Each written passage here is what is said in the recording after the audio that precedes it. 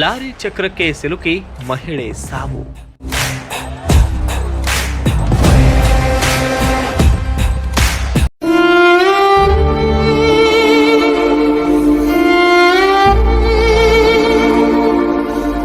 ನವಲಗುಂದ ಪಟ್ಟಣದ ಪಶು ಆಸ್ಪತ್ರೆ ಮುಂಭಾಗದಲ್ಲಿ ಭೀಕರ ರಸ್ತೆ ಅಪಘಾತ ಸಂಭವಿಸಿದೆ.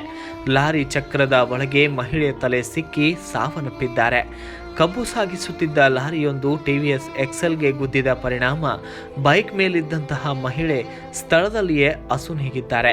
ಇನ್ನು ತಾಲೂಕಿನ ಹಾಲಕುಸಗಲ್ ಗ್ರಾಮದ 65 ವರ್ಷದ ರೇಣವ್ವ ಕರಡಿಗುಡ್ಡ ಸಾವನ್ನಪ್ಪಿರುವ ದುರ್ದೈವಿ ಎಂದು ಗುರುತಿಸಲಾಗಿದ್ದು, ಆಸ್ಪತ್ರೆಗೆ ಎಂದೇ ಬಂದಿದ್ದ ಇವರು ಮರಳಿ ತಮ್ಮ ಸ್ವಗ್ರಾಮಕ್ಕೆ ತೆರಳುವ ವೇಳೆ ಈ ಘಟನೆ ನಡೆದಿದ್ದು, ತಮ್ಮ ವಾಹನಕ್ಕೆ ಲಾರಿ ತಾಗಿದ ಪರಿಣಾಮ ಒಮ್ಮೆಲೆ ಚಕ್ರದಡಿ ಸಿಲುಕಿ ತಲೆ ಜಜ್ಜಿ ಹೋಗಿದೆ. ಬೈಕ್ನಲ್ಲಿ ಇದ್ದವರಿಗೆ ಸಣ್ಣ ಪುಟ್ಟ ಗಾಯಗಳಾಗಿದೆ ಎಂದು ವರದಿ ಕೂಡ ಆಗಿದೆ. Bureau report Babajan Shirakol, Kannada Janashri news, Navalgund.